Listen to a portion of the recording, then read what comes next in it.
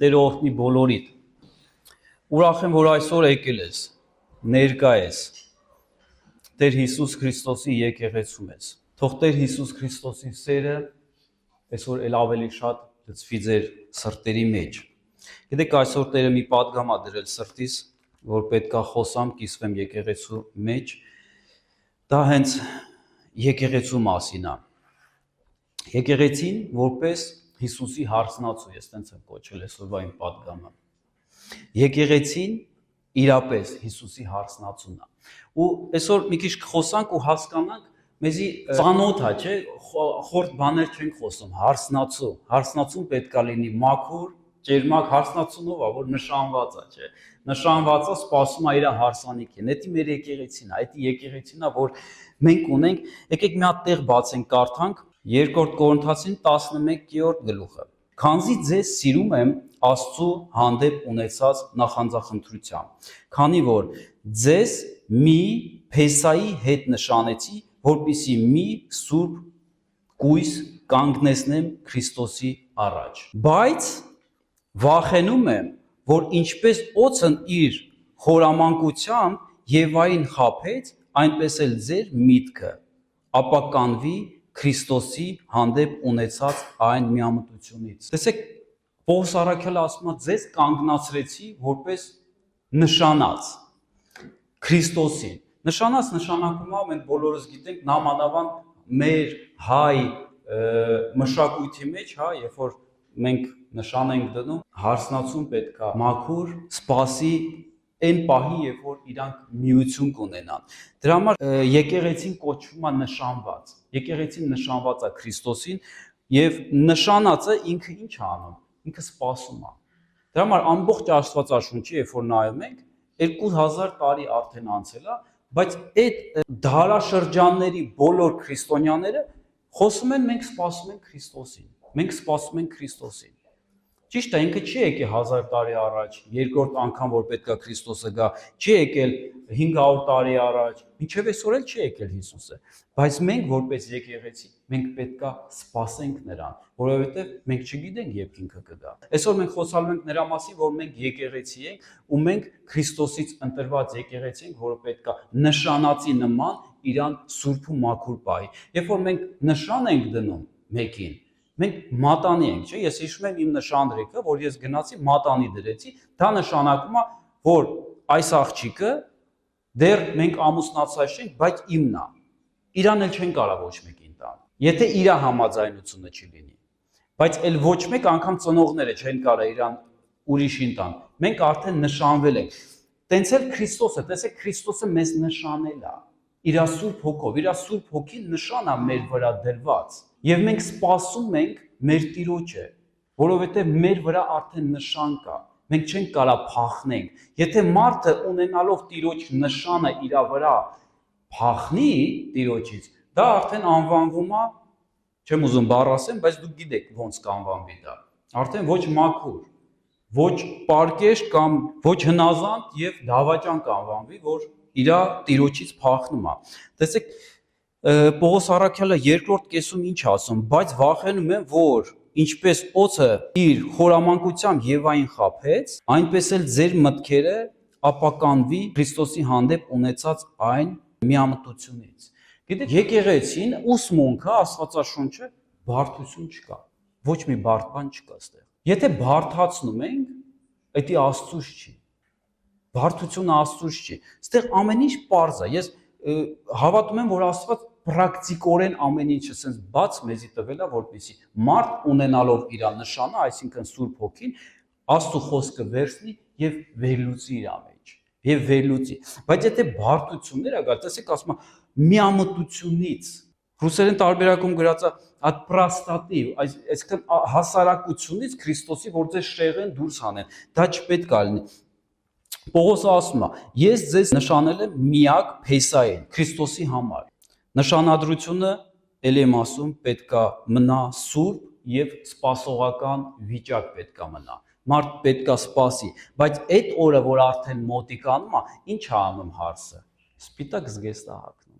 Չնայած ինքը արդեն նախորոք այդ սպիտակ զգեստը նենշի հենց այդ օրն է ձեռք բերում։ Ինքը նախորոք արդեն այդ սպիտակ զգեստը ձեռք է բերում, ունեցած է լինում։ Ինքը իր զարդարանքներն է կրում, ինքը իրան արդեն հայերեն ասած դզում փչում է, սպիտակ զգեստնել հագնում է, որպեսզի փեսան երբ որ գա, ինքը արդեն կարողանա դիմավորի, ճիշտ դիմավորի, սպիտակ զգեստներով դիմավորի փեսային։ Բայց շատ կարևոր է, որպեսզի մենք մնանք այդ սպիտակ զգեստը ունենանք որպես եկեղեցի, սпасենք, մեզի պետք է, որպեսզի Քրիստոսի սերը ունենանք ու սիրով սпасենք։ Եթե սերը մարում է, մենք չենք կարող սпасենք։ Գիտես, մարդը հիասթափվում է։ Շատերն են միգուցե, չգիտեմ, բայց դեպքեր կլինեն, երբ որ նշանածները հիասթափվել են, նշանը հետ են տվել։ Դեպքեր կան, չէ՞։ Մեր ազգի մեջ շատ դեպքեր կա։ Ինչն է պատճառը, երբ որ սերը մարում է, ամեն ինչ կորում է։ Ամեն ինչ էլ նշանակություն չի ունենում։ Դրա համար եկեղեցին, Քրիստոսի եկեղեցին ինքը պետք է ունենա իր փեսացուի հանդեպ սեր, որպեսզի մինչև վեր դիմանա, մինչև վեր պահի այն պատգամը, ինչ որ Հիսուսը մեզ տվել է։ Պողոսը զգուշացնում է, ինչպես օձը խաբեց Եվային, նույնպես էլ քրիստոնյաների միտքը կարող են շեղվել Հիսուս Քրիստոսի պարզությունից։ Հիսուսի պարզությունից։ Հիսուսը շատ պարզ է ասում։ Տեսեք գրած է, ավետարանը ինչ է մեր։ Պարզ է։ Հիսուսը մահացավ գրվածով մեր մեղքերի համար, գերեզման դրվեց եւ երրորդ օրը հարություն առավ Հիսուսը։ Այս հիմքի վրա, այս պարզ ավետարանի հիմքի վրա մենք պետք է արդեն ստեղ սերը տեսնենք Աստծո։ Այստեղ մենք պետք է արդեն բռնենք այն ճշմարտությունը, որը որ փաստ է։ Գիտեք, իսլամական աշխարհը հավատում է մեկ մարգարեի ճակերտավոր, որը որ մի հոգի, ոչ մի ապացույց, ոչ մի վկա իր հետ չի ունեցել։ Եկել է քարանձավից ինչ որ մարդ անունը Մուհամեդ ու ասել է ես հանդիպել եմ հրեշտակին ինձ ասել է նման բաներ, եկեք գիրք են գրում, կրոն ենք ստեղծում։ Մեկ հոգի անունը Մուհամեդ։ Ոչ մի վկա չի ունեցել։ Լավ, ստեղ անգամ լոգիկան, եթե մենք դնենք, լոգիկան միասին, ես չեմ ասում հոգևորը, անգամ մեր հասկացողություն, մարդկային հասկացողության վրա եթե վերցնենք։ Հիսուս Քրիստոսը, երբ որ հարություն առավ, երրորդ օրը, նրան տեսել են 500 հոգուց ավել մարդ։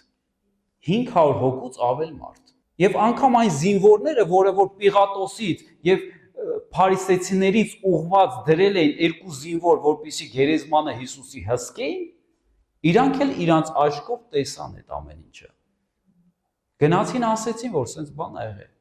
Այն մարդը, որ խաչեցիք, հարություն ա առել, բայց նրանց գրպանը փող դրեցին, ասեցին հանգարց չասեք։ Կասեք աշակերտները եկել գողացել են։ Գիտեք, բայց Հիսուսը ինքը հայտնվեց մարմնով, ինքը եկավ ու հայտնվեց մարմնով Հիսուս Քրիստոսը, անգամ ասեց, եկեք ինձ ձեռք տվեք, կպեք ինձ։ Մարդիկ եկան, իրան կպան, կերան, խման իր հետ, ու դա առաջին մարդն էր, որը մեռելներից հարություն առավ եւ մինչեւ այսօր ինքը կա ու հավերժ կլինի։ Ու սա մեր ճանապարհն է։ Սա այն հավատն է, որ մենք պետքա դնենք։ Մենք չենք ուղղակի ծնվել այս աշխարհում, որ մի օր էլ մահանանք ու մենք չլինենք։ Մենք նպատակ ունենք, մենք կյանք ունենք եւ մեր կյանքը դա Հիսուս Քրիստոսն է, որը մեզ տվել է այդ կյանքը։ Ու այդ հավատն է, որ մենք դնում ենք իր վրա ու իրան ենք հետևում։ Ամեն։ Այսինքն, ավետարանը պարզ է։ Հիսուսը մահացավ մեր մեղքերի համար, թաղվեց եւ հարություն առավ։ Եվ ինքը Հիսուս Քրիստոսը հարություն առել, որպեսզի քեզ էլ ուղղորդի, որպեսզի քո համար էլ բարեխոսի, որպեսզի քեզ ճանապարհ բացի, որ դու գաս հոր մոտ, դու գաս երկինք։ Եվ Հիսուսը ինչ արեց առաջին գործը, երբ որ ինքը բարձրացավ երկինք, ասեց. «Աղաչեմ Հորը, որպեսզի Սուրբ Հոգին գա ամեն մեկի մեջ բնակվի», որովհետև առանց Սուրբ Հոգու մենք չենք կարող սիրահարվենք Հիսուսին։ Մենք ուղղակի սա, գիտեք, սա լեգենդ կլինի մեր համար, ինչ որ կամ էպոս, ոնց որ կհավատանք, ասենք, նույն Սասոնցի Դավիթի էպոսն է, հա, ինքը իրականություն չի, հորինված բան է։ Իմ համար տենց է եղել Քրիստոսը, մինչև հանդիպելը, ես մինչև Քրիստոսին հանդիպելը, իմ համար Քրիստոսը եղել է Սասունցի Դավիթի նման ինչ-որ պատմություն, հա, կարդում եմ, ինչ-որ պատմություն, իմ համար իրականություն չի եղել, բայց երբ որ մարդ հանդիպում է Քրիստոսին, իրական ինքը իր սրտի մեջ հանդիպում է, դա ամեն ինչ ուրիշ ձև է, դա ամեն ինչ կենթանանում է ու դու հասկանում ես, որ սա ռեալ է, սա ուղղակի գրված չի, սա կյանք է, եւ քրիստոնեությունը, ես էլ եմ կրկնում, կրոն չի, քրիստոնեությունը դա ապրելակերպ է։ Դա ապրելակերպը, որ մենք պետք է ապրենք քրիստոնեությունը, ապրենք այս կյանքը։ Քրիստոնեությունը շփում է Աստծու հետ, երբ որ դու Աստծու հետ կապ ունես, երբ որ դու Աստծու հետ շփվում ես, որովհետև Աստված է կյանքը։ Ոչ մեկ չի կարող լցնի քեզ ու դու գոհ լինես, եթե ոչ Աստված, քո արարիչը։ Եկեք մի տեղ էլ բացենք, կարդանք Հայտնություն 19:7-ից 8 խոսքերը։ Ուրախանանք եւ ցնծանք ու փառք տանք նրան, որովհետև գարան հարսանիքը ասավ, եւ նրա կինը պատրաստեց ինքն իրեն։ Տեսեք, էսի այն օրն է, որ միությունը լինելու է։ Հիսուս Քրիստոսի ու եկեղեցու միությունը մի օր պետքա տեսանելի կերպով տեղի ունենա։ Ու ամբողջ քրիստոնյա աշխարհը դրան է սպասում։ Ամբողջ քրիստոնյա աշխարհը եւ հարսը պետքա իր փեսացուին միանա գրածը։ Ու տեսեք շատ հետաքրքիր է որ ստեղ գրածը եւ նրա կինը պատրաստեց ինքն իրեն։ Գիտեք Աստված մեզ տվել է ամեն ինչ։ Պատկերացրու դու հարս ես նշանված ու քո զգեստապահարանում կա ամեն ինչ արդեն քեզ տված է, բայց դու սպասում ես այդ օրվա։ Գիտեք մենք պետքա այնքան զգայուն լինենք, ճիշտ է, մենք չենք կարող որոշենք օր, ժամ, ասենք այսօր է այսին ժամին, եթե տենց բան են ասում, որ Քրիստոսը այսօր է այսին ժամին, այսինչ թվին կգա, դա սուտ է, որտեղ նման բան Աստվածաշունչը մեզ չի սովորացնում։ Եթե նման բաներ դուք լսում եք կամ քարոզում են, միանգամից ասեք թող հետինս գնա, ոնց որ Հիսուսն էր ասում, որտեղ դա կատարյալ սուտ է, չի կարող տենց բան լինի։ Հիսուսը ասեց ոչ մեկ չգիտի գալուստը, բայց մենք պետքա իմանանք։ Մենք պետքա իմանանք, որտեղ մենք խավարի մեջ չենք քայլում, մենք պետքա զգանք, մեր սրտի մեջ մենք պետքա զգանք, որ Հիսուսի գալուստը մոտ է լինելու, գիտեք, բայց պարտականությունը եկեղեցու վրա է, որպեսզի ինքը իրեն պատրաստի։ Հիմա մենք չենք կարող անպատրաստ լինենք, որովհետև Աստված մեզ ասում է պատրաստ եղի միշտ։ Միշտ պատրաստ եղի։ Մենք չենք կարող իմանալ Քրիստոսը կարող է վաղը գա, կարող է մյուս օրը գա։ Կարող է շատ կարճ ժամանակ հետո գա, բայց մենք միշտ պատրաստ պետք է լինենք։ Թեկուզ եւ որ նա չգա, բայց մենք արդեն հեռանանք այս աշխարհից, դա արդեն միությունն է, որ դու գնալու ես կանգնես Քրիստոսի դեմը։ Որպես մարդ, որպես եկեղեցու անդամ, մենք պետք է պատրաստ լինենք ամեն վայրկյան, որովհետև չգիտենք մեր վաղվա օրը։ Մենք իրապես, մենք այսօր արթնացել ենք, ես այսօր առավոտ ասել եմ, Տեր, շնորհակալ եմ այսօրվա համար, որ այսօր ինձ օր ես տվել, որպեսզի ապրեմ, կյանք ես տվել այսօր ինձ։ Շնորհակալ եմ, ես վաղը չգիտեմ լինելու է, թե չի լինելու։ Բայց ամեն օր մենք պետք է լինենք պատրաստ։ Գիտեք, մեր պատրաստողականությունը այն է, որ մեր սիրտը պետք է լինի սուրբ ու մաքուր։ Դուք ասես ոնց կարելի է դա մի օրում անեմ, ես այսօր մենակ ունեմ։ Ապաշխարությունով։ Գիտեք, ապաշխարությունը ես չեմ ուզում ծանրացնեմ, որ տեսեք դրա համար է գրած, որ Քրիստոսի հանդեպ ունեցած այն միամտությունից հանգարց չմոլորեսնի մեկը ասի, վայ ինչ դժվար է փրկությունը, շատ դժվար է կարող դու չփրկվես, դու պետք է անես ինչ-որ բաներ, դու պետք է գնաս հələ շատ սրբվես, մաքրվես, կոնկրետ ինչ-որ ծեսեր անես, նոր փրկված լինես, նոր սուրբ կոչվես։ Գիտեք, դա սատանայից է, սատանան բարդացնում է մարդու փրկության ճանապարհը։ Փրկությունը դա կարող լինի քո անկեղծ ապաշխարությունից, երբ որ դու ամեն օր արթնանում ես, ասում ես Տեր, հես եմ ես։ Քո առջև եմ քայլում։ Ենոխը գրած է Աստծո առջև քայլում էր։ Ոչ մի բան չէր անում։ Գրած չի իր գործերը, գրած չի իր ծառայությունները։ Մենակ գրած է Աստծո առջև քայլում էր։ Դա նշանակում է, երբ որ մարդ Աստծո առջև քայլում է, ինքը ունի, դա գիտեք, կար կոնկրետ նշանակում, մարդ ունի աստվածավախություն։ Իր ամեն րոպեն, ամեն վայրկյանը, որ ինքը ապրում է, ինքը Աստծո առջև ապրում։ Եվ ինքը գիտի, որ Աստված տեսնում է իր քայլը, իր միտքը, իր որոշումները։ Եվ գրած է, եւ մի օր չկար նա, վերցրեց։ Գիտեք, դա միտեղ էլի խորհրդանշում է եկեղեցին, որ մի օր վերցվելու է եկեղեցին, բայց եկեղեցին, այն եկեղեցին ճշմարիտ, որ պետքա վերցվի, պետքա Աստծո առջև քայլի։ Պետքա մենք քայլենք Աստծո առջև։ Դա չի վերաբերվում ամբողի, ես ամբողի մասին չեմ խոսում։ Ես անհատապես ամեն մեկից հետ եմ խոսում, որովհետև ամեն մեկս եկեղեցու մի անդամ ենք։ Ամեն մեկս։ Պատկերացրեք եկեղեցին, որ վերցվի, դուք հավատում եք 100%, ասենք խոսքի 100 հոգի մարդ է եկեղեցում, 100-ն էլ վերցվելու են։ Հնարավոր է որ կեսը վերցվի կամ 70-ը վերցվի, 30 հոգի մնան։ Ասենք խիսա եկեղեցին, չէ՞։ Եկեղեցին այն նրանք են, ովքեր իրոք մասու բաժին են կազմում Քրիստոսի մարմնի մեջ։ Մասու բաժին ունեն Քրիստոսի մարմնի մեջ եւ քայլում են Քրիստոսի առջև եւ ունեն սիրտ, որը որ ապաշխարում է։ Գիտես, դա կարող է լինի ավազակը, դա կարող է լինի գողը, դա կարող է լինի մարդասպանը անգամ։ Ինքը կարող է մի օրվա մեջ ունենա այդ սիրտը, որը որ համապատասխանի երկնքին։ Ուղղակի պետք է անկեղծ լինենք Աստծո դեմը, անկեղծ քայլենք ամեն մեկիս համար։ Ամեն մեկս, եթե մենք անկեղծ կարողանանք քայլենք Աստծո առջև, իմացեք ուժեղ եկեղեցի կլինի։ Եթե մենք ունենանք աստվածավախություն, կլինի ուժեղ եկեղեցի մեր եկեղեցին։ Ճշմարիտ եկեղեցին պահում է իր ուխտը Քրիստոսի հետ։ Այն ուխտը, որ Քրիստոսի արյան վրա կապնվեց։ Աստված մեր հետ ուխտ է արել։ Մենակ այդ ուխտի միջոցով ենք մենք փրկվում։ Այսինքն մարդը հասկանալով, որ Հիսուս Քրիստոսը արյուն է թափել, զոհ է եղել մեր համար։ Ու այս զոհի հիման վրա արյան հիման վրա Աստված մարդու հետ ուխտ է անում։ Ասում է ես քեզ փրկում եմ։ Ու ես ուզում եմ Աստվածը ասում, Աստծո կողմից եմ հիմա խոսում։ Ու ես ուզում եմ որ դու գաս երկինք հասնես, փրկված լինես։ Բայց ուխտը պետքա մինչև վերջ պահես։ Եթե ուխտը մինչև վերջ չպահեցի, այսինքն ի՞նչ է նշանակում ուխտը մինչև վերջ չպահել։ Գործընթաց է, այսինքն քո պայմանավորվածությունը Աստծո հետ չի կատարվի։ Փլուզվում է, երբ որ մարդ ուխտը չի պահում։ Դրա համար շատ կարևոր է, երբ որ մենք գալիս ենք, հավատում ենք, հավատքի ենք գալիս, հավատում ենք, որ Տեր Հիսուս Քրիստոսը մեր փրկիչն է, ու մենք նրա մեջ գտնվում ենք փրկված, պետքա մինչև վերջ դիմանանք։ Պետքա մինչև վերջ այդ ուխտը պահենք ու դիմանանք, որպեսզի լինենք փրկված։ Կեղծ եկեղեցին դավաճանում է ու անվանվում է անառակ։ Կեղծ եկեղեցիներ էլ կան։ Ես նրանց մասին չեմ ուզում խոսամ, բայց մի փոքր ասում եմ, որ կեղծ եկեղեցին այն է, որ Քրիստոսը չի կենտրոնը, ինչ որ ուրիշ բաներ են սկսում դավանել, ինչ որ ուրիշ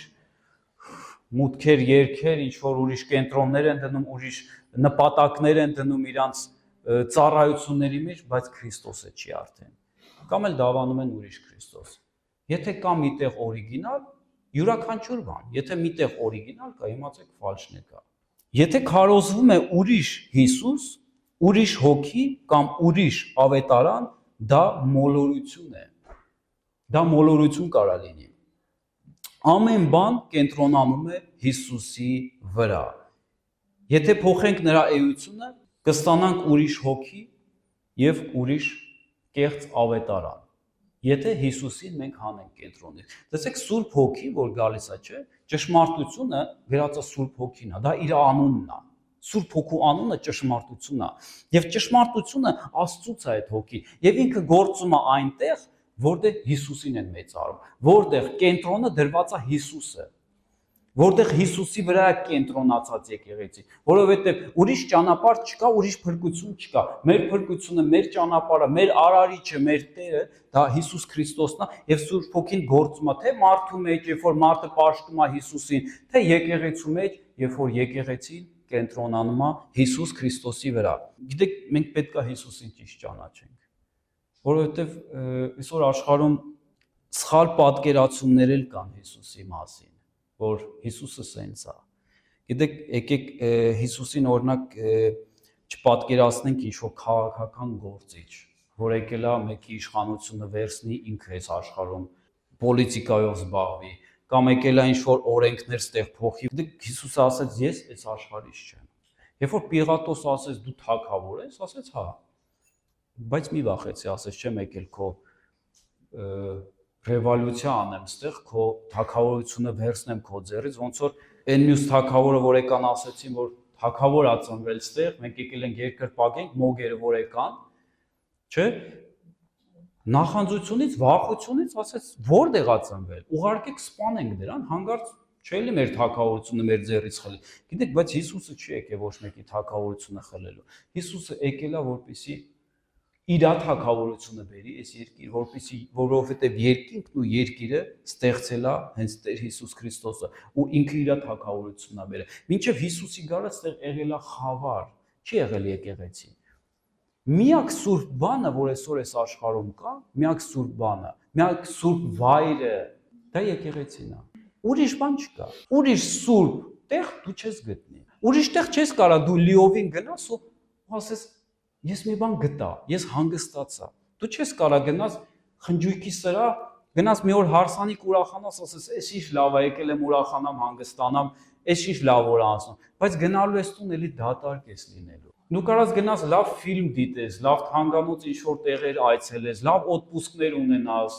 բայց հետո վերադառնալու ես տուն էլի դատարկ ես լինելու։ Գիտես, բայց եկեղեցին էդի այն վայրն է, որտեղ միակ սուրբ վայրն է դրված Հիսուս Քրիստոսից, եւ իր հոգին եկեղեցում է։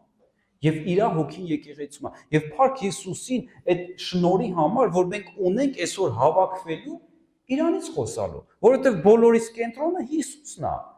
Եվ Աստված սեր է, Աստված սեր է, եւ Աստված իր սիրով հենց իր էությունը սեր է ասում։ Աստված գալիս է մարդու մեջ է բնակվում, մարդու մեջ է ապրում, հենց ինքը իր էությունով, այսքան սեր։ Իսկ մեզի պետք է խենք մենք հավաքվում միանում։ Տեսեք Աստծո պատվիրանը գիտեք որն է։ Սիրեք իրար, սիրեք Աստծուն ու սիրեք իրար։ Մենք պետք է տանք մեր սերը։ Եթե ես չհավաքվեմ, մենակ հեռախոսով խոսամ կամ ինչ-որ on-line մեկի հետ խոսամ, ես չեմ կարող այդ սերը փոխանցեմ։ Հա ես շատ կարամ ջանջիգար անեմ, ասեմ ինչ լավն ես, ինչ սիրուն աչքեր ունես։ Բայց այդ սերը ես չեմ կարող փոխանցեմ, ոնց որ ես կենթանի շփում կունենամ իմ քույր եղբայրների հետ, եկեղեցու մեջ։ Դա համար Փառք Հիսուսին այս հիանալի հնարավորության համար, որ կա եկեղեցի։ Տարբեր տեղեր կան եկեղեցիներ, բայց իրական Հիսուս Քրիստոսի եկեղեցին, այդ այն եկեղեցին է, որ Հիսուսը միշտ կենտրոնում է, որ ամեն ինչ ուղղված է Հիսուսի վրա, ամեն ինչ ուղղված է Հիսուսի վրա։ Կամ այսօր շատ եմ լսել, քարոզվում է, որ բարեսիրտ կերպար, որպես Հիսուս, որ բոլորի գլուխը շոյում է եւ ասում է՝ մի անհանգստացի, ամեն ինչ լավ կլինի։ Գիտեք, մենք տենց էլ չպետք է Հիսուսին պատկերացնենք։ Աստված դատում է մեղքը։ Հիսուսը Աստված է եւ գրած է Աստված դատում է մեղքը։ Եթե չենք ապաշխարում, Սուրբ Հոգին կարող է հեռանալ մարդուց։ Չի կարա մարդը գտնվելով մեղքի մեջ ու քեզ ինչ-որ խոսք ասեն կամ քարոզ ասեն, դե լավ նորմալ է, բոլորս էլ արել ենք, ինչ ա եղել, լավ փոքր է այդ մեղքը, մեծ չի։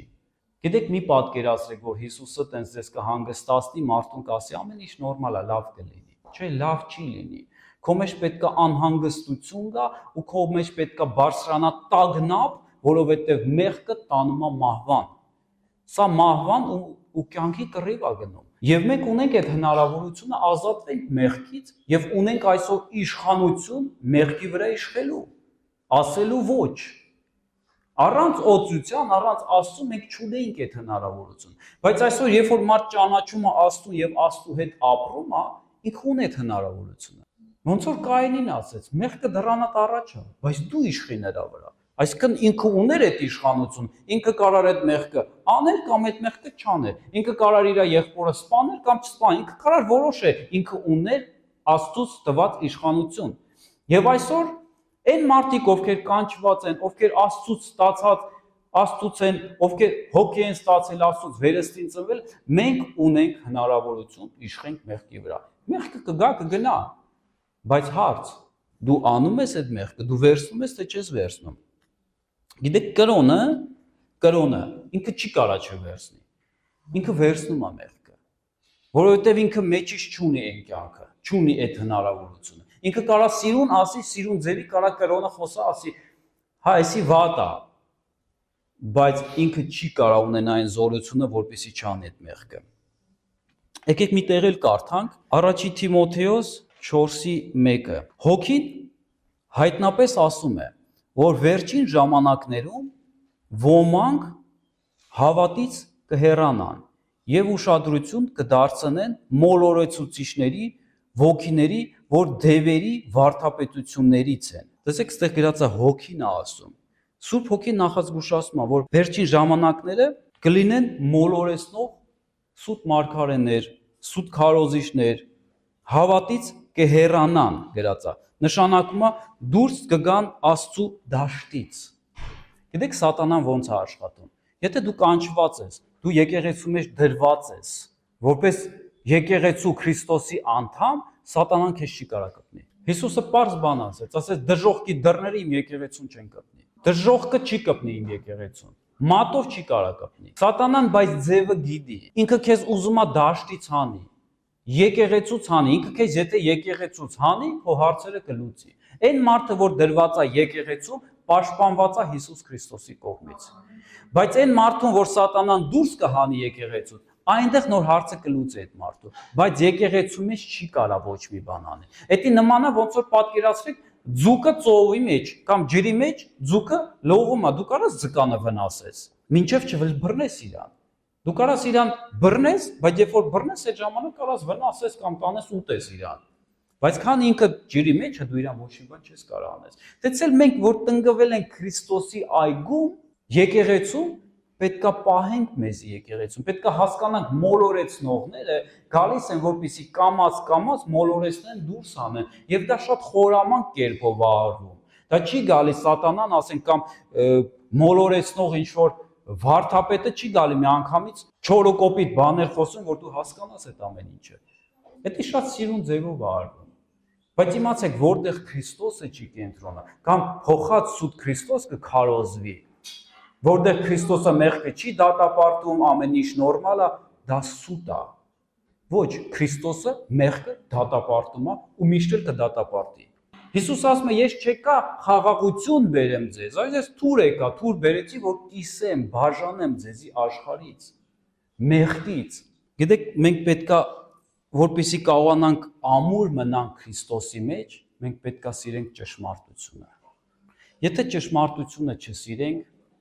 մենք դուրս կմնանք, մենք չենք կարա պահենք։ Ճշմարտությունը պետքա սիրենք։ Ով չի սիրում ճշմարտությունը, ով չկպնի ճշմարտությանը եւ չասի, «Էս ինչ լավն ես դու, ճշմարտություն, ես քեզ եմ սիրում»։ Գիտեք, մոլորության մեջ կընկնենք։ Հավատքի մեջ հաստատ մնալը պահանջում է հոգեվոր զգոնություն, որպեսզի մենք ունենանք։ Գիտեք, շատ բաներ կլսենք։ Այն օրը հարց տվեցին, հենց երեք մի քույր հարց էր տալիս, շատ բաներ եմ լսում, ինչ որ YouTube-ում այսօր շատ քարոզներ կան, քարոզիչներ կան, ու հարցեր ա տալի, ասում է, «Էսի ճիշտ է, էսի սխալ է, էսի ճիշտ է, էսի սխալ է»։ Ես ասացի, ես չեմ կարող հիմա քո բոլոր հարցերին, որով պատասխանեմ, որովհետև այդ այսօր այնքան բաց է այդ դաշտը, ամեն մեկը խոսում է։ Վկաներն էլ են խոսում, մորմոններն էլ են խոսում, չգիտեմ, տարբեր տեսակի սեկտաներ կան, որ էլի խոսում են, այսօր բաց է դաշտը, բոլորը խոսում են։ Բայց ես ձեզ գիտես ինչ եմ ուզում ասել, որ հերիք է այն հացը, որ դու քո տանն ես ուտում։ Իրապես եմ ասում։ Քո եկեղեցին իմացի որտեղ է, քո եկեղեցին գտի, քո եկեղեցու մեջ ամրացի, ու այն հացը, քո փայ բաժինը, որը քեզ կտա իրական հոգևոր աճ, դու քո եկեղեցում կստանաս։ Իսկ եթե դու մոլորության մեջ ընկնես ինտերնետներից, YouTube-ներից, այս քարոզիչից ընդեղից, ցենց լցնես, գիտես, խառնվածություն է լինելու։ Վերջում ամեն ինչը փսխելու ես ու դատարկ մնաս։ Որովհետև ոչ մի բան էլ չես հասկանալու։ Քո տեղական եկեղեցում, որտեղ Տերը քեզ բերել է, այնտեղ Տերը քեզ կտա այն ինչի կարիքը որ դու ունես։ Այդ իմ սկզբունքն է եղել, ես տենց չեմ աճել։ Ես տենց եմ Քրիստոսի մեջ զարգա։ Ու ես հավատում եմ ու ես գիտեմ, որ ինքս մինչև հիմա էլ տենց եմ։ Ես իմ եկեղեցուց, իմ հովիվի քարոզներից աճել եմ այնքան Աստված ինձ տվել, ինչքան ինձ պետք է։ Բայց շատ տարբեր տեղերից վերցնելը, գիտեք, դա դժվար է, դա ծանր է։ Սովորում լսում, բայց ոչ մի բան վերջնականապես դու չես էլ իմանում, դատարկ ես մնում։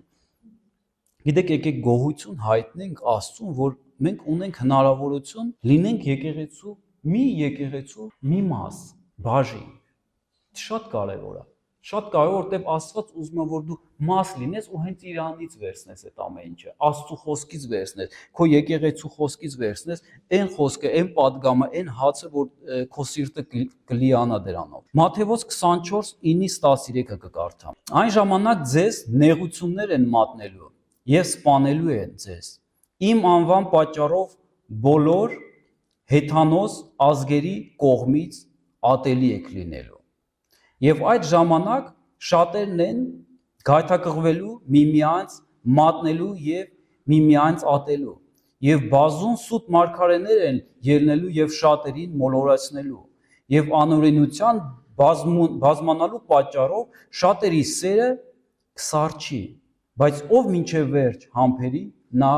կփրկվի գրածա։ Գիտեք, վերջին ժամանակները լուրջ փորձություններ կլինեն, լուրջ փորձություններ։ Մենք դեռ բան չենք տեսնում հիմա։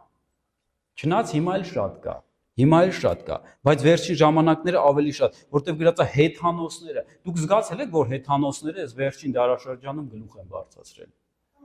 Սենց բան չի եղել։ Հեթանոսները իրականում գլուխ են, նամանավանդ Հայաստանում։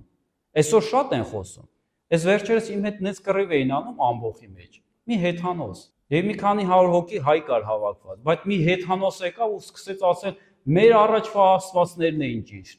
Այս ինչ մի թազա աստված բերեցիք մեր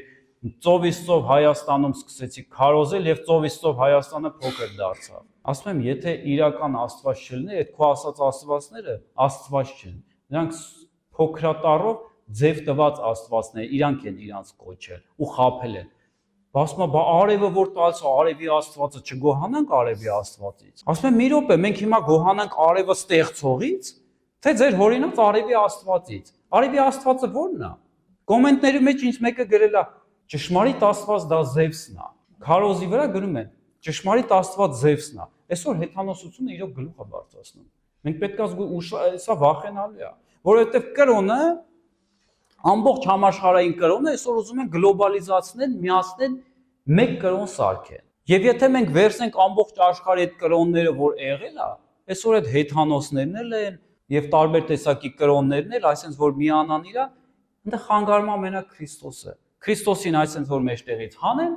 բոլոր ազգերի կրոնները, բոլոր ազգերի գաղափարները կմիանան իրար ու կլինի մեկ կրոն ամբողջ աշխարհում։ Ոստեղով է տուժելու, այն ով որ Քրիստոսին սիրում ու պահում է իր սրտի մեջ։ Ճիշտ է, տուժելու ենք, բայց մի կարճ ժամանակ։ Վերջում այն է տուժելու, ով Քրիստոսին չընդունեց։ Ով Քրիստոսին չընդունեց, ով Քրիստոսի հետևից չգնաց։ Սուտ մարգարեները կմոլորեցնեն։ Շատ կա, ցավոք սրտի, շատ կա։ Եթե ասում եմ, մենք սիրո մեջ չմնանք Աստծո սիրո մեջ, մենք հաստատ մոլորվելու ենք, հաստատ։ Աստծո սերը քեզ խոնարհացնում է։ Աստծո սերը հեռացնում է քո գոռոզությունը։ Աստծո սերը հեռացնում է քո եսասիրությունը եւ նման բաները, քո եսը ինքը ծածկում ու հեռացնում է ու Պողոսի պես ասում ես, «Էլ ես չեմ ապրում, այլ ապրում է իմ մեջ Քրիստոսը»։ Աստված, որովհետև եթե մենք չունենանք այդ սերը, կմոլորվենք։ Գիտես, քո ականջին հաճելի մի քարոզ կլսես մի օր, ու քո եսը կբարձրանա, միտեղ էլ կլսես, էլի քո այս մյուս ականջին քարոզ, ու քո գոռոզությունը կբարձրանա, ու սենց սահուն ձևի կընկնես Քրիստոսի մեջից, դուրս կգաս, իսկ հետո սատանան բռնում ու հարցերը լուծում է, որովհետև քաշեց հանեց։ Գիտես, Քրիստոսի մեջ, որպեսզի մենք մնանք միացած, կպած ու մինչև վերջ դիմանանք, մենք պետք է ունենանք խոնարհություն, մենք պետք է խոնարհ լինենք, մենք պետք է Աստծո սիրով լցված լինենք եւ հաղորդակցություն ունենանք միմյանց հետ եւ Քրիստոսի հետ, որովհետեւ երբ որ մենք իրար հետ հավաքվում ենք եկեղեցին, իրար հետ հաղորդակցություն ունենք, ինչքան հաճելի է։ Մի ընտանիք է, Քրիստոսը ստեղ է, ինքը լցնում է ամեն մեկի սիրտը։ Գրած է սերը շատերուն կսառի, բայց ով մինչև վերջ համբերի նա կփրկվի։ Սա դեռ վերջը չի։ Պետք է մենք պահենք սերը։ Պետք է մենք պահենք Աստծո սերը, որպեսզի մինչև վերջ կարողանանք լինենք փրկված։ Որովհետև առանց սիրու մարդը սկսում է խանգարվել։ Գիտեք, չէ՞, սերը բուժում է։ Շատ գիտեմ նարկոման մարդիկ, հոգեկան մարդիկ, հոգեբուժարանում դեպք է եղել, վկայություն կա, որ մի գիժ մարդ, ուղղակի եկել են ավետարանիչներ հոգեբուժարան ու Հիսուս են քարոզել։ Այս գիժ մարդը ուղղակի sense լսել է այդ անունը Հիսուս, ու սկսել է Հիսուս, sense մենակ մի քանի օր Հիսուսի անունն ա տվել, Հիսուս, որ գնում էր ասում էր Հիսուս։ Գիտեք, այդ անունը իրան բժշկել է։ Որ դա հնարավոր չէր, բայց այդ անունը, որ ինքը այդքան տվել է, այդ անունը իրան բժշկել է։ Կրոնը ծագում է յուրաքանչյուր կրոն, որ կա այս աշխարհում, որը կապ չունի Քրիստոսի հետ, ես ասում եմ, քրիստոնեությունը, ելի եմ ասում, դա կյանք է, որ մենք պետք է ապրենք, շնչենք ու արտաշնչենք իր հետ։ Ապրելակերպ է քրիստոնեությունը, կրոն չի, բայց մնացած կրոնները ծագում ունեն, կարանք նայենք Աբելից ու Կայենից, իրանց գործերից, թե իրանք ինչ գործեր արեցին, այդտեղից է սա ծագում։ Հենց սկզբից արդեն կրոնը ծագեց։ Իրանք բերեցին զոհ Աստծուն, չէ՞։ Կրոնը Աստծուն զոհ է բերում, ցույց է տալիս իր Դիրքորոշումը իր հասկացողությունը, նայեք ծննդոց գրքում գրած է 4-րդ գլխում գրած է Աբելը զոհաբերեց կենթանի, արունալի զոհ, հավատով։ Կայենը բերեց հողի պտուղներից առանց արյան, բայց Աստված նայեց Աբելի զոհին, Կայենի զոհին չնայեց, չընդունեց Կայենի զոհը, չընդունեց Աստված։ Գրած է Աբելը լսեց Աստծուն, Աստծո խոսքը եւ հավատով զոհեց, դա արդեն նոր կտակարանում է գրած, եւ հավատով զոհաբերություն արեց։ Հավատով է ինքը դա արել, որովհետեւ ամեն ինչ որ հավատքով չի,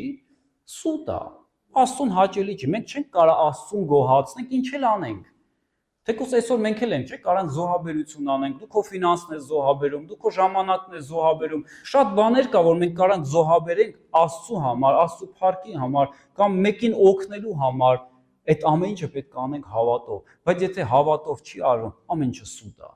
Ամեն ինչը սուտ է։ Աբելը ընդունեց իր մեղքը եւ հասկացավ փոխարեն զոհի անհրաժեշտությունը։ Տեսեք, Աբելը ինքը հասկանում էր, որ ինքը մեղավոր է։ Աստծուն ինչ է պետք, որպեսզի մարդը հասկանա, որ ինքը մեղավոր է։ Իրան պետքա փրկություն, իրան պետքա զոհ, որով ինքը կփրկվի։ Եվ ստեղ հասկանում էր Աբելը, դրա համար ինքը բերեց հավատքով այն զոհը, որ Աստված ընդունեց իրան։ Կայենի զոհաբերությունը մերժեց Աստված, չճանաչեց, չընդունեց Աստված Կայենի զոհաբերությունը։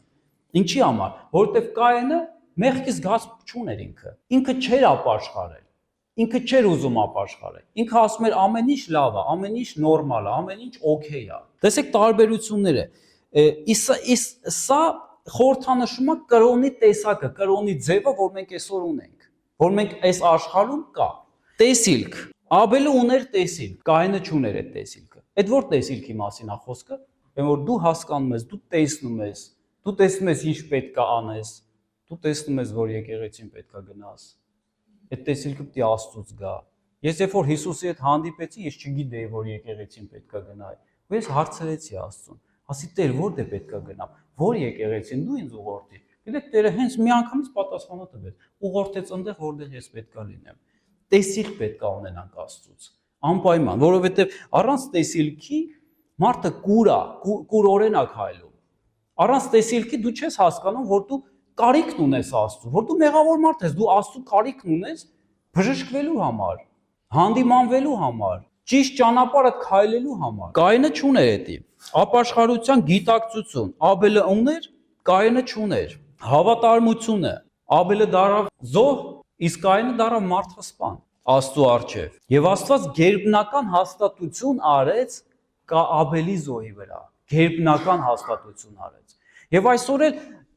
Քրիստոսի, Հիսուս Քրիստոսի զոհի վրա Աստված գերբնական հաստատություն է անում մեր կյանքերում։ Իրականում հավատացյալ մարդը, ով ստանում է Աստծուց փրկություն, ով ստանում է Աստծուց վերածնունդ եւ ստանում է Աստծուց իր հոգին, իր կյանքը, դա նշանակում է դու գերբնական մարդ ես, դու էլ նորմալ մարդ չես։ Այս աշխարհի ստանդարտների մարդ չես դու։ Դու ուրիշ մարդ ես։ Քեզի տեսնողը քեզի քանի հոգի են ասել, որ դու ուրիշ ես։ Համարձակություն ունեմ ասեմ, ինչ շատ են ասել, որ դու ուրիշ ես։ Իմ հարևաններն են ասում, դու ուրիշ ես։ Պետք է ասեն, դա նորմալ է։ Գիտեք, մենք պետք է լինենք գերբնական մարդիկ, ոչ թե հասարակ մարդիկ։ Դա գոռոզություն չի, դա այնա, որ դու տարբերվում ես։ Մեկը կարա քեզ վատություն անի, բայց դու իրան ընծա բերես։ Մեկը կարա քո հետ տարիներով չխոսա, բայց դու մի օր իրան տեսնես գրկես։ Իսկ աշխարհի մարդը չի կարա դա անի, որտեվ աշխարհի մարդը ապրում է իր եսով, ես, իմ անձին, իմ եսին կպան, վայ ինձ նեղացրեցին։ Ոնց կարամ ես իրան ներեմ, եթե իրանք արել են այսինչ սխալ բաների իմ հանդեպ։ Գիտեք, այսօր ցավը, շատ մեծ ցավ է այս աշխարհում տարածված, որ անօրինության պատճառով սերը մարել է։ Առանց սիրո աշխարհը փլուզվում է այսօր։ Գիտեք, այսօր նենց վիճակ է, որ մենք պետք է ամեն մեկս հասկանանք, վազենք, բռնվենք Քրիստոսից։ Միգուցե 30-40 տարի առաջ ավելի հեշտ է եղել։ Տեսեք, սովետական միության ժամանակ Հայաստանում, ես փոքր եմ եղել, չեմ հիշում, բայց մի քիչ ծնողներս են պատմել, կամ մեծ տարիքով ավելի մարդկանցից եմ լսել, որ բայց փոքր եմ եղել, հիշում եմ, որ բարեկամները իրար հետ մոտիկ էին, հավաքվում էին, գնում էին, գալիս էին, մինչև էդ Աստված չէր քարոզվում։ Չէին թույլ տալի Աստված քարոզեն։ Ճիշտ է, կարիքը միշտ եղել է Աստծո, բայց մարդիկ ինչ որ սեր ունեցել են, թեկուզ մարդկային են սերը եղել է այս աշխարհում, բայց այսօր չկա այդ ամեն ինչը, կորել է։ Այսօր այն օրերն ա եկել, որ իրապես ամեն մեկը որ ուզում է լծվի սիրով, հասկանում է, որ առանց սիրու կյանք չկա, ինքը արդեն վազում է Աստծու մոտ։ Ուստեղ աշխարհը բաժանվում է երկու մասի։ Տեսեք Հիսուսը ինչ ասում։ Ասում է սրբվողը թողելի ավելի շատ սրբվի, բղծվողն էլ թողելի ավելի շատ բղծվի։ Այսօր նենց բարենպաստ պայմաններ ա Տերը տվել ամբողջ աշխարհին, որ ով ոնց ուզում է թող անի, ով ինչ ուղղություն ուզում է թող բռնի։ Ես այս 3-4 ամիսը Համբուրգում եմ, զարմացած եմ, իրապես զարմացած եմ։ Երևի ազգ չկա, ազգ, որ եկեղեցի չլինի Համբուրգում։ Պարսիկներից սկսած, մենք չենք հավատում, որ պարսկական եկեղեցի էլ կա, քրիստոնեական, չեմ ասում մուսուլման։ Նույն մեր եկեղեցուց քրիստոնեական, որտեղ Քրիստոսին են պաշտում։ Կա ինդոնեզիական եկեղեցի, որտեղ 95%-ը մուսուլմանություն է, ինդոնեզիական եկեղեցի կա։ Կա Մեքսիկա ամեն ազգերի, բրազիլական ամեն ազգերի եկեղեցիներ այսօր Համբուրգում կա, որտեղ տարբեր ազգեր են, Համբուրգը մեծ քաղաք է։ Բայց մարդիկ հավաքվում են, այն ժամանակ տենց չի եղել։ Բայց այսօր զատում է գնում, իրական զատում է գնում, որ մարդը պետքա իր դիրքորոշումը անի։ Ես գնում եմ կյանք, թե ես այս աշխարհի հոսքով այսպես գնում եմ, ինչ կլինի կլինի։ Գիտեք, աշխարհը մեզի տեսիլ չի տալի, ասում է ինչ կլինի գնա։ Բայց Քրիստոսը մեզ տեսիլ կա տալիս։ Մեզի կյանք է տալիս։ Մեզի նպատակ է տալի ապրելու համար։ Կրոնական մարդիկ առանց իրական փոխհարաբերության նման են Կայենին։ Կայենի կրոնն է։ Ոչ մի բան չի փոխվել, գիտեք, չէ՞։ Արեգակի տակ ոչ մի բան չի փոխվել։ Ուր են կորեն փարիսեցիները, գիտեք թե 2000 տարի առաջ էին մենակ փարիսեցիները, հիմա չկան, կան իհարկե։ Ամեն մեկն էլ կա, ոչ մի բան չի փոխվել։ Ամեն մեկն էլ կա։ Կայենի կրոնն էլ կա, Աբելի հավատքն էլ կա, Զոհն էլ կա։ Աբելի հավատքը ձևավորում է Քրիստոսի հարցնացուն, որտեղ նա Աբելի հավատքը նա գիտակցեց, որ ես մեղավոր անձ եմ, ինձ պետքա փրկություն, եւ դա ձևավորում է Քրիստոսի հարցնացուն։ Կայենի կրոնը ձևավորում է կեղծ եկեղեցին, սուտ եկեղեցին, որը որ ասում է ամեն ինչ նորմալ է, հավատում ենք էլի Աստված կա։ Այսօր զգացել եք, որ Հայաստանում, որ գնաք Հայաստան փորձեք։ Չնայած տեղել երևի, որ գնաք Հայաստան, որ մեկին ուզենաք օրհնեք, ասեք Հիսուսը օրհնի քեզ։ Տեր Հիսուս Քրիստոսի անով օրհնում եմ քեզ։ Թարս կնայեն վրա։ Կասեն դու հաստատ աղանդավոր ես։ Հա, հələ մի հատ ասենք Սուրբ Հոգի вообще։ Աղանդավոր ես։ Բայց դուք այդ ազգը չեք, որ քրիստոնեություն ընդունել եք 301 թվականին։ Քրիստոնեություն ինչ է Քրիստոսի անունից փախնում։ Գիտեք, դա աշխարհն է։ Դա կրոնն է։ Ես նայում եմ մեր քարոզների ոչ թե մենակ մեր քրիստոնեական մեր թեկուզ եկեղեցիների քարոզների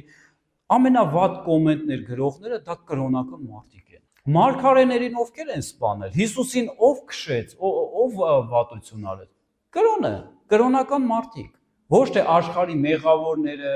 գողերը, պոռնիկները, մարդասպանները դրանք չարեցին։ Հակառակը դրանք եկան Հիսուսի ոտերը ընկան։ Ու մինչև այսօր գալիս են Հիսուսի ոտերն են ընկնում, բայց կրոնը չեկավ ու չել գալիս։ Ասում էին, ես եկել ես այս մեղավորների հետ, ես ընկերություն անում, իրանց հետ նստել ուտում խմում ես։ Հիսուսն ասաց, իրանք ունեն իմ կարիքը։ Ասաց, հիվանդները ունեն բժիշկի կարիքը։ Ես էլ իրանց համար եմ եկել այս աշխարհ։ Ունես չի, փարիսեցիները հիվանդ չեն, կրոնը հիվանդ չի, ավելի հիվանդ է, ուղղակի իրանք չեն զգում էդի, չեն հասկանում, որ իրանք ավելի հիվանդ են։ Կայենի կրոնի դիմանկարը դա այնա, որ Աստծու ծառաներին ամենաշատը իրանք են հալածել կրոնը ու մինչև այսօր հալածում են։ Եվ կեղծ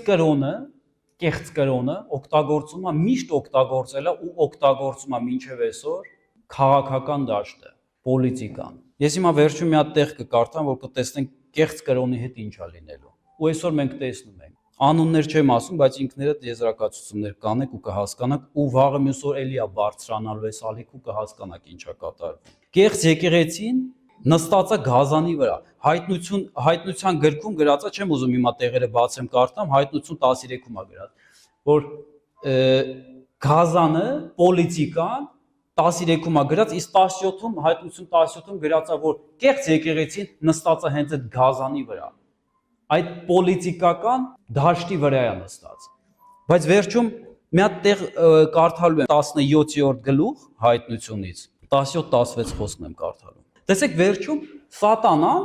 որին ենթարկվում է, չգիտակցաբար Միգուցե գիտակցաբար ես չգիտեմ, կեղծ եկեղեցին, որը Քրիստոսին չի պաշտում, Քրիստոսին մեջտեղ չի դրել։ Գիտեք, կեղծ եկեղեցին չեմ կարող չասեմ էլի այս բանը։ Կեղծ եկեղեցին ինքը ոչ մեկին չի ասում դու մեղավոր ես։ Ասում ամեն ինչ նորմալ, ամեն ինչ լավ է։ Եկեք գնանք իրար հետ մոմ վառենք, մի քիչ շատ մոմ վառենք։ Այնպես նախանձախնդրություն, որ լծված, շատերը վախենում են այսօր քարոզների մեջ YouTube-ով էլ խոսան, չեն վախենում։ Գա սկսեն քարկոծեն, դատապարտեն, ասեն ես ինչ ես խոսում, չեն վախենում, որովհետև ոչ մի ճշմարտություն չկա։ Այն օրը ես դրսում աղոթք եմ անում, ում հետևից կանգնած կրոնական մի մարդ, ասում է, «Խի՞ ես գալիս իրար հետ գնանք մոմ վառենք»։ Ասում եմ, գիտես, ես տարիներ շարունակ մտել եմ այդ ձեր եկեղեցին, մոմեր եմ վառել, ոչ թե մոմ, այլ մոմեր, շատ մոմեր եմ վառել։